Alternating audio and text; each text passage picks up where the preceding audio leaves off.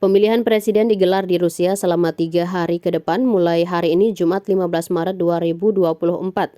Ada 4 capres yang bertarung yaitu dari Partai Demokrasi Liberal, Leonid Slutsky, Partai Masyarakat Baru, Vladislav Davankov, Partai Komunis Nikolai Haritonov, dan Presiden Rusia Vladimir Putin. Ketiga capres yang menjadi lawan Putin itu adalah sosok pro-Kremlin dan tidak pernah menentang invasi Rusia ke Ukraina.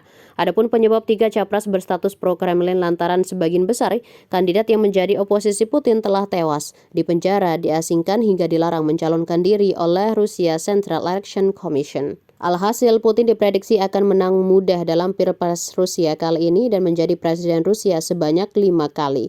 Sehingga dia pun dinilai akan kembali berkuasa di Rusia setidaknya sampai 2030. Tak sampai di situ, setelah adanya perubahan konstitusi Rusia pada tahun 2020 lalu, Putin pun diprediksi akan berkuasa lagi hingga 2036 dan membuatnya menjadi penguasa terlama di Rusia sejak zaman pimpinan Uni Soviet Joseph Stalin. Di sisi lain, kekuasaan Putin diprediksi akan semakin kuat ketika capres lain yang mengaku tidak akan mengajak masyarakat untuk menentang Putin. Hal itu sempat disampaikan oleh capres dari Partai Demokrasi Liberal Rusia, Leonid Slutsky. Slutsky merupakan capres yang menjadi objek investigasi oposisi Rusia yang tewas, Alexei Navalny, terkait pengeluaran saat kampanye. Padahal dalam Pilpres kali ini Putin merupakan capres independen. Dihubungkannya oposisi juga semakin terlihat ketika dua kandidat capres anti perang dilarang mencalonkan diri yaitu Yekaterina Dunstova dan Boris Nazardin. Dunstova disebut oleh CIC ditolak pencalonannya lantaran adanya dugaan kesalahan dalam dokumen pendaftarannya. Sementara Boris dianggap oleh CIC tidak cukup memenuhi syarat terkait tanda tangan yang wajib diperoleh dari 100.000 orang.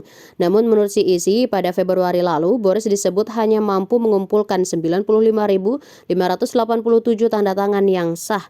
Putin pada Kamis 14 Maret 2024 kemarin mengimbau bagi warga yang sudah memiliki hak pilih di sejumlah wilayah yang dicaplok Moskow untuk melakukan pemilihan presiden. Putin juga mengungkapkan bahwa seluruh pemilih ingin melihat Rusia yang kuat, makmur dan bebas untuk meningkatkan standar hidup dan kualitas hidup. Menurutnya, partisipasi publik termasuk di wilayah Ukraina yang dicaplok Rusia dalam pemilu adalah wujud cinta tanah air.